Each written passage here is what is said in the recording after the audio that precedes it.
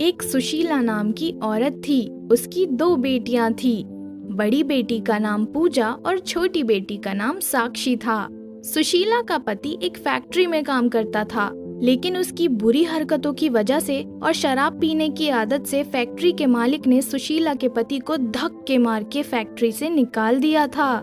जैसे तैसे घर का खर्च चल रहा था।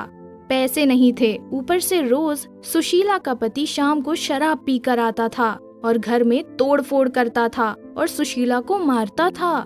सुशीला उससे बहुत परेशान थी। एक रात परेशान होकर वो बाहर आकर सीढ़ियों पर बैठ गई। अगर ऐसे ही चलता रहा तो घर का खर्च कैसे चलेगा? पूजा और साक्षी की पढ़ाई की फीस कहाँ से आएगी? हे भगवान, ये कैसा संकट है? अब तू ही कोई रास्ता बता।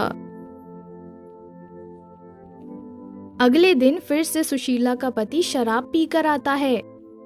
गेट खोलो। नहीं, आज तो मैं गेट नहीं खोलूंगी। एक बार गेट तो खोल, फिर बताता हूँ तुझे गेट कैसे नहीं खोलती। जैसे ही सुबह होती है, सुशीला गेट खोलती है। तू होती कौन है मुझे मेरे घर से निकालने वाली? चल निकल मेरे घर से, और आज के बाद यहाँ दिखाई भी मत देना। सुशीला अपनी दोनों बेटियों के साथ घर से निकल जाती है। माँ, अब हम कहाँ जाएंगे? वो तो पता नहीं बेटा, लेकिन तुम चिंता मत करो, मैं जल्द ही कुछ इंतजाम कर लूंगी। हाँ माँ, हम कुछ सोचते हैं। सुशीला अपनी दोनों बेटियों के साथ पार्क में बैठी थी और उसके ठीक सामने ही एक चाय की रेहड़ी थी, जिस पर खूब सारे लोग चाय के लिए आ रहे थे। जैसे ही सुशीला ने उस चाय वाले को देखा, पूजा, मेरे पास कुछ पैसे हैं, क्यों ना हम ऐसी जगह पर जाकर चाय बेचें जहाँ चाय की बहुत बिक्री होती हो। हाँ माँ, चाय की रेहड़ी खोलने में तो ज्यादा पैसे भी नहीं लगेंगे। मेरे पास भी मेरे कुछ पैसे हैं, सब कुछ मिलाकर हम चाय की रेहड़ी खोलते हैं। भगवान ने चाहा तो हमारे पास खूब सारा पैसा होगा। नहीं पूजा, तेरे पास जो पैसे हैं वो तू अपने पास रख, क्योंकि वो तूने अपने लिए रखे हैं। मेरे पास कुछ पैसे हैं जितने में एक चाय की रेहड़ी का इंतजाम हो जाएगा। ठीक है माँ, लेकिन वो पैसे मैं खर्च नहीं करूंगी, बल्कि इमरजेंसी के लिए रखूंगी। मेरी प्यारी बेटी। सुशीला अपनी दोनों बेटियों को लेकर एक लकड़ी की दुकान पे जाती है और वहाँ से एक ठेले का बंदोबस्त करती है।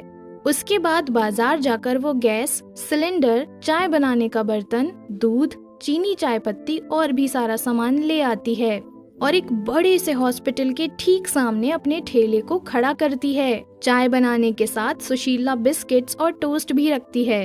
आज सुशीला का पहला दिन था। सुशीला पूरे उत्साह से भरी होती है, लेकिन धीरे धीरे शाम हो गई, लेकिन सुशीला के ठेले पे एक भी ग्राहक नहीं आया।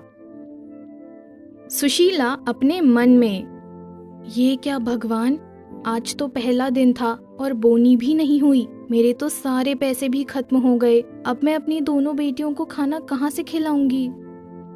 जिस हॉस्पिटल के सामने सुशीला चाय का ठेला लगाती है, वहाँ पहले से ही एक और चाय वाला था और उसी के ठेले से सब लोग चाय लेकर जाते थे, इसलिए सुशीला के ठेले पे कोई नहीं आया। पूजा, अब हम क्या करें? आज तो हमारे ठेले पे कोई नहीं आया। माँ, आप परेशान मत होइए, हमें कुछ ऐसा करना पड़ेगा जिससे सब लोग हमारे ठेले पर ही आएं। क्या किया जाए? माँ, बगल में जो चाय वाला है वो कितने रुपए की चाय बेचता है? 10 रुपए की 1 कप।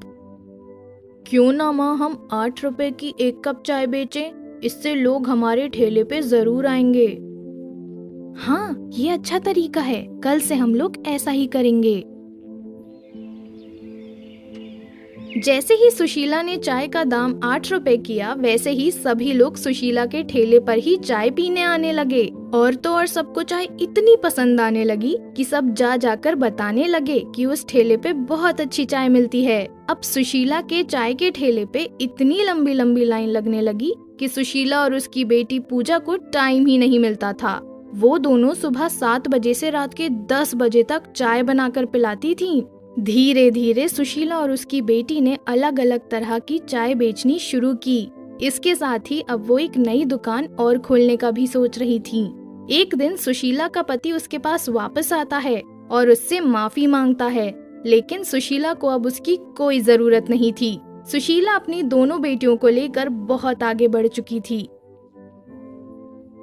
तो दोस्तों, इस कहानी से हमें ये शिक्षा मिलती है कि हमें कभी भी अपनी परिस्थितियों से घबराना नहीं चाहिए, बल्कि अपनी सूझबूझ से अपनी शक्तियों का सही इस्तेमाल करना चाहिए।